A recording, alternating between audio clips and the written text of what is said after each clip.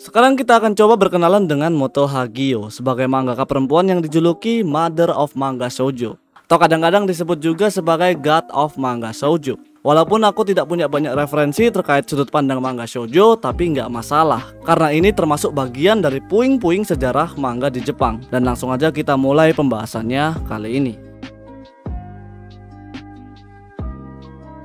Moto Hagio lahir pada tanggal 12 Mei 1949 di kota Muta, Fukuoka. Selayaknya seniman pada umumnya, Moto Hagio ini dari kecil sangat gemar menggambar, sehingga hal itu membawa dirinya mengenal buku yang disebut manga.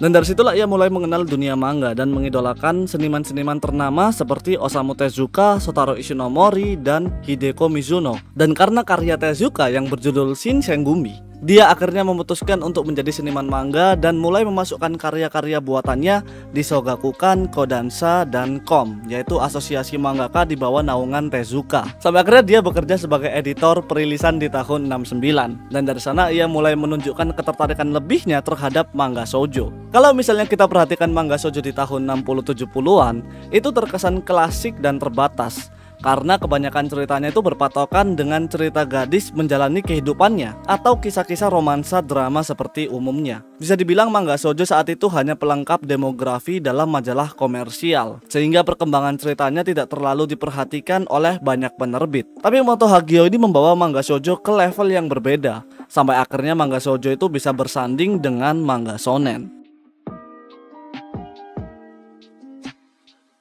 Ada sebuah alasan kenapa Moto Hagio ini dijuluki sebagai dewa manga shoujo. Hal ini bukan semata-mata karena cerita buatannya itu bagus atau dia terkenal di tahun 70-an. Memang sejatinya cerita yang dia buat ini lebih ke arah mengembangkan karya-karya shoujo. Seperti contoh karya yang bernama Dewir Eleven, yaitu sebuah cerita romance shoujo tapi ada sebuah misteri sci-fi-nya, di mana 11 kadet luar angkasa mencoba bertahan hidup demi melewati ujian, yang mana dari 11 kadet tersebut ada satu orang penipu. Ini ceritanya sangat menarik, ibarat kalian bermain game Among Us. Bisa dibilang ini sudah ada sebelum adanya Among Us. Dan masih banyak lagi cerita-cerita shoujo yang ditulis oleh Moto Hagio untuk meningkatkan sudut pandang penceritaan manga shoujo, di mana Moto Hagio ini menggambarkan berbagai topik hingga ke arah historical drama dan isu-isu sosial dan lingkungan. Secara artian, Moto Hagio ini ingin menunjukkan kepada pembacanya jika manga shoujo ini juga memiliki peranan besar dalam mewakilkan pemikiran masyarakat yang lebih maju dan luas, terkhususkan kepada perempuan, karena kita tahu sendiri perempuan di masa dulu selalu diposisikan kedua daripada laki-laki. Selain membawa revolusi dalam sudut pandang manga shoujo, Moto Hagio juga membawa revolusi besar kepada dunia seniman, terutama perempuan. Buat kalian yang nggak tahu, stereotip masyarakat saat dulu selalu menomorduakan perempuan, dan tentu saja saat itu seniman perempuan tidak bisa disamakan dengan seniman laki-laki, dan itu berefek kepada penerbitan karya sampai ke harga per naskah dalam penerbitan. Jadi katakan manga pria itu dibayar 100.000 yen, mangaka wanita akan dibayar sebanyak 50.000 yen. Tapi karena impact dari Moto Hagio, perlahan seniman perempuan ini mulai semakin berkembang dan akhirnya berefek juga kepada penghasilannya. Semisal saja Moto Hagio ini tidak pernah memperjuangkan revolusinya dalam dunia seniman manga, aku yakin manga zaman sekarang bakal terasa bosan karena terfokuskan kepada sudut pandang pria saja. Bahkan kita bisa melihat sendiri seri-seri ternama masa kini itu banyak juga berasal dari seniman perempuan seperti Full Metal Alchemist, Kimetsu no Yaiba, Inuyasha, dan Sailor Moon, dan juga masih banyak series lainnya. Di sisi lain, Moto Hagio ini juga mengembangkan seni shoujo ke arah yang lebih luas, dan itu memunculkan bentuk tema seperti bisonen dan shoujo ai, yang mana ia menegaskan jika ini adalah bentuk kebebasan ekspresi dalam style, yaitu sebagai pria cantik. Walaupun memang di zaman sekarang artinya udah kemana-mana ya.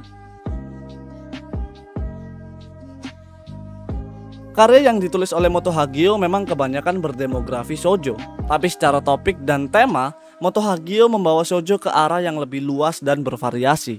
Seperti yang di awal tadi, karya miliknya yaitu Dewir Eleven, walaupun memang mirip sama Among Us, tapi siapa sangka kalau karya ini tuh menjadi inspirasi terciptanya series Kanata no Astra.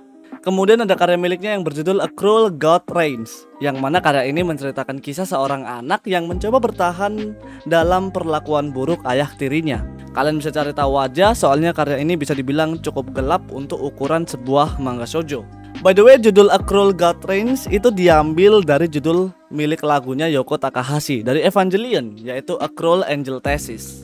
Dan juga ada karya miliknya yang berjudul The Heart of Thomas, yang mana cerita ini membawa kisah yang gelap juga, hampir mirip sama A Cruel God Reigns, tapi ini lebih ke arah percintaan yang cukup menyedihkan.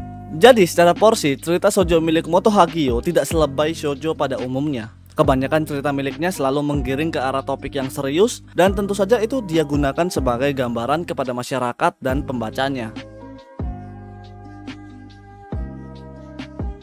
Sejauh ini hanya Moto Hagio yang dianggap sebagai pionir dalam mengembangkan manga shoujo. Dalam hal kecil, kalian bisa menonton shoujo populer seperti Sailor Moon, itu juga karena perkembangan yang dibawakan oleh Moto Hagio. Ini juga menjadi alasan jika dirinya disebut sebagai God of Manga Shoujo, karena julukan ini diberikan oleh para kritikus manga, karena dia ini dianggap sebagai Tezuka dalam dunia manga shoujo.